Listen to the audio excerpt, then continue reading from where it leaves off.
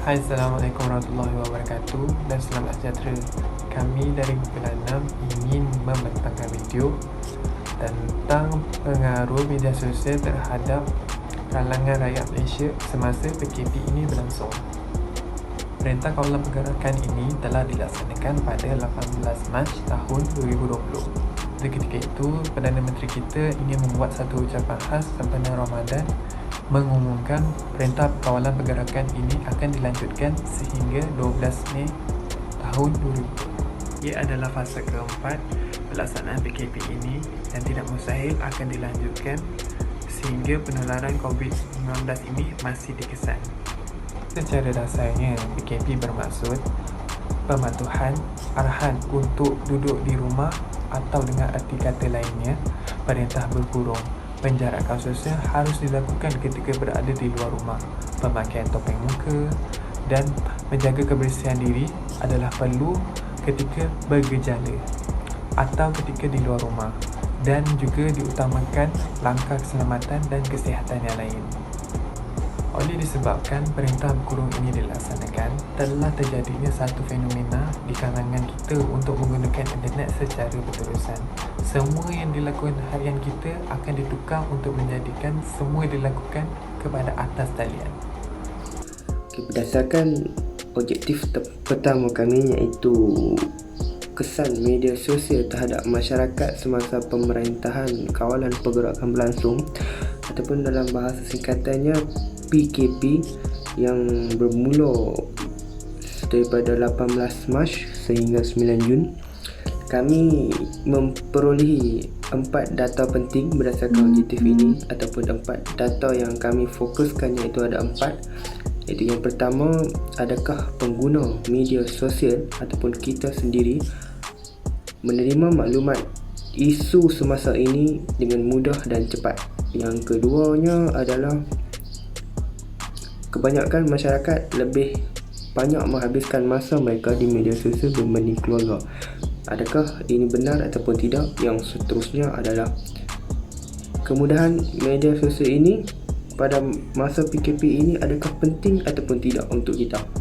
Dan yang terakhir sekali adalah pada pendapat anda ataupun pada pendapat kita sendiri tentang platform media sosial yang sedia ada. Adakah bagus ataupun kita kena fikirkan satu platform media sosial yang lain? Berdasarkan objektif 2, peranan media sosial dalam kalangan pelajar IPT semasa pandemik COVID-19, peratusan tertinggi responden adalah pada tahap ketiga daripada skala 1 hingga 5 tentang pandangan mengenai wajar atau tidak wajar media sosial dapat membantu pelajar untuk belajar secara selesa dan praktikal semasa PKP. Seterusnya, apabila ditanyakan adakah para pelajar menerima tekanan melalui sistem pembelajaran secara atas talian, rata-rata responden bersetuju dengan statement yang dikemukakan. Berdasarkan data yang telah kami dapati daripada kajian ini, wajarkah media sosial ini dijadikan perkara yang wajib yang perlu ada pada setiap peranti para pelajar IPT? Daripada 89 orang, 27 orang memilih untuk sangat setuju, dan yang 26 orang memilih setuju, 25 orang memilih sedang-sedang, sama ada mereka setuju ataupun tidak, dan lagi 15 orang memilih tidak setuju. Mungkin mereka mempunyai sebab-sebab tertentu. Okey, seterusnya soalan ni berbunyi, adakah media sosial ini perlu dihebahkan kepada para pelajar di peringkat menengah ataupun rendah? Sama ada platform ini perlu digunakan untuk urusan pembelajaran mereka. Okey, untuk soalan ni jawapan dia daripada 89 orang, 19 orang memilih sangat setuju, manakala 24 orang lagi memilih setuju, dan lagi 28 orang memilih untuk sedang-sedang. Mereka memilih setuju dan tidak setuju, manakala yang lebih daripada itu memilih tidak setuju. Kita dapat lihat bahawa ramai orang memilih setuju untuk dijadikan media sosial ini perkara yang perlu digunakan pada urusan pembelajaran mereka. Isu-isu di media sosial sering menjadi perbincangan hangat di dalam kalangan masyarakat kita. Ada yang berfaedah dan ada yang tidak. Jadi saya ingin mengulas sedikit tentang kesan dan impak negatif media sosial dalam kalangan masyarakat.